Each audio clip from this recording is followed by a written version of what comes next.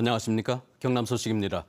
태풍 콩레이가 한반도를 벗어났지만 거센 비바람과 파도가 핥히고 간 경남 곳곳에서 피해가 잇따랐습니다. 어시장과 학교가 물에 잠기고 축대가 무너져 아찔한 사고가 나기도 했습니다. 먼저 조미령 기자의 보도입니다. 높게 쌓아 올렸던 주택 담장이 산산이 부서졌습니다. 주차돼 있던 승용차는 담장에 눌려 찌그러지고 바로 옆 주택가도 위태롭습니다. 해안가를 따라 난 산책길은 거센 파도에 지진이 일어난 듯 바닥이 갈라지고 쪼개졌습니다. 8m 정도 친 것 같아요. 그래갖고 노을성 파도 칠 때는 그냥 저 물이 그냥 여기까지 저 위에까지 밀고 올라왔으니까 그럴 땐 좀 무섭죠. 태풍 때마다 침수 피해를 입은 진해 용원 어시장은 또 발목까지 물이 차올라 상인들을 불안하게 했습니다. 안 잠기는데 이제 태풍 바람이 부니까 언제 그렇지. 이 옛날에는 이래 안 잠겼어요. 신앙이 들어서고 녹산 공단 서른 바람에 이 물이 잠기지. 진주의 한 초등학교는 운동장이 보이지 않을 정도로 물이 잠겼습니다. 늘 이렇게 연례 행사처럼 그리고 많이 올 때는 초등학교 1층까지도 다 잠긴 적이 있었어요. 지난 4월 입주가 시작된 새 아파트는 엘리베이터에 비가 새면서 가동이 중단됐습니다. 집 안에서 새는 것도 확인하시고 그러다 보니까 밖으로 나오셔 갖고 딴 데도 이제 고용부 같은 경우 확인을 하시고 이제 새는 걸 알았죠. 창원중앙역 부근에는 순식간에 물이 넘치면서 축대가 무너지고 토사가 유출됐고 도로 곳곳이 침수되거나 가로수가 넘어졌습니다. 지금까지 확인된 경남 지역 피해는 도로 침수와 파손 등 29건, 공공청사 파손 1건, 문화재 일부 유실 2건 등입니다. KBS 뉴스 조미령입니다. 농작물 피해도 잇따랐습니다. 미처 수확하지 못한 상추 비닐하우스가 크게 파손되고 곧 추수를 앞둔 황금빛 뼈도 물에 잠기거나 쓰러져 농민들의 애를 태웠습니다. 이어서 천현수 기자입니다.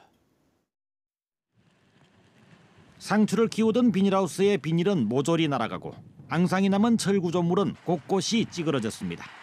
순간 최대 풍속 29m의 강풍에 비닐하우스 9개 동이 순식간에 부서졌습니다.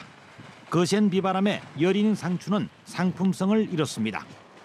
바람이 조금 강하게 불더라고요. 그래 이제 막 한번 둘러보려고 내려오니까 상황이 이래 돼 있더라고요. 허무하죠. 막막하죠. 막막해. 어떻게 해야 되나. 추수를 앞두고 황금빛으로 물들던 들녘도 물폭탄을 맞았습니다. 어디가 논이고 어디가 하천인지 물바다로 변하고 일부러 밟고 지나간 듯 벼가 수북히 드러누운 곳도 있습니다. 태풍 콩레이의 영향으로 지금까지 창원과 진주, 하동 등 경남 9개 시군 논밭과 비닐하우스 1000여 헥타르가 피해를 입었습니다. 일부 과수 농가에서는 낙과 피해도 잇따랐습니다. 태풍이 오후 들어 빠르게 동해로 빠져나가면서 다행히 침수는 오래 이어지지 않았습니다. 하지만 강풍과 폭우 등 태풍 피해를 입은 농작물이 제값을 받을 수 있을지 농민들의 시름은 깊어지고 있습니다. KBS 뉴스 천현수입니다. 낙동강 삼낭진과 진동지점에 홍수주의보가 발령됐습니다.